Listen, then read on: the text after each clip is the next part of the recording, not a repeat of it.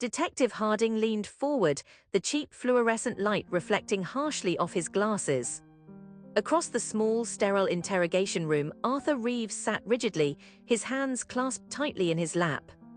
The silence stretched, thick and heavy, punctuated only by the rhythmic hum of the air conditioner. Harding had been staring at Reeves for the past 15 minutes, silently gauging his reaction. He had a gut feeling, a certainty that gnawed at him. Reeves knew something crucial to the case of the missing heiress, Elena Vance. But he wasn't saying a word. Harding steepled his fingers, his gaze unwavering. "Mr. Reeves," he began, his voice low and controlled, "we both know why you're here." Reeves remained silent, his eyes fixed on a point somewhere beyond Harding's shoulder. The detective shifted in his chair, the plastic groaning under his weight.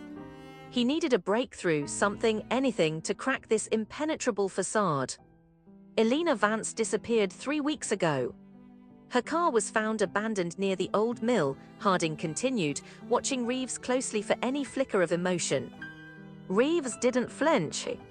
"You were seen near the mill that night. Several witnesses placed you in the vicinity." He paused, allowing the statement to hang in the air. Reeves finally spoke, his voice a low murmur, almost inaudible. "I was walking my dog," he said, the words clipped and precise. "And your dog?" Harding pressed, his eyes narrowing. "It ran off," Reeves replied, a hint of defiance creeping into his tone. Harding leaned back, considering this. A dog running off. A convenient alibi. But it didn't feel right. A coincidence, Harding mused, tapping a pen against his notepad.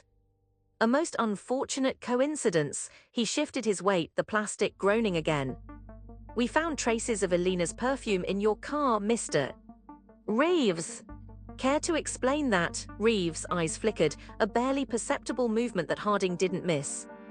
I don't know how that got there," he stammered, his composure finally beginning to crack. A slight tremor ran through his hands. "Perhaps you can illuminate that for us," Harding said smoothly.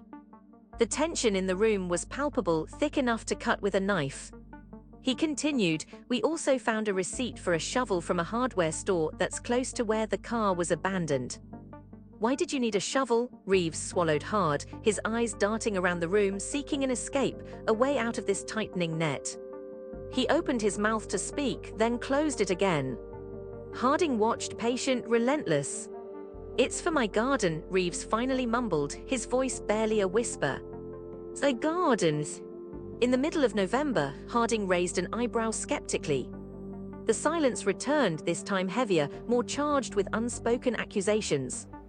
Harding knew he didn't have enough to arrest Reeves yet. He needed a confession, a slip-up. He had to make him crack. "Mr. Reeves," he said, his voice soft but firm, "you know more than you're letting on.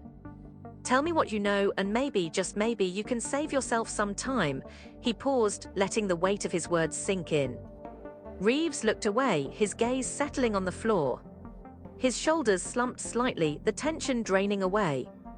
The fluorescent light seemed to cast long, harsh shadows across his face. Was this it? Was he about to break? The sound of a distant siren wailed softly in the background, a mournful counterpoint to the silent battle of wills playing out in the room. Harding waited, his heart pounding in his chest. He was almost there. Almost.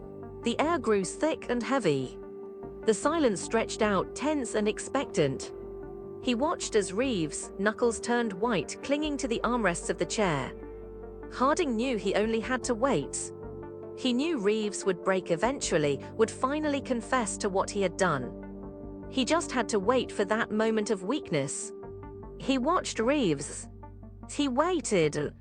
He observed patiently, relentlessly. The air hung thick with the unspoken. The pressure in the small room was immense. Harding was winning. He could feel it. The waiting was over. The time was right.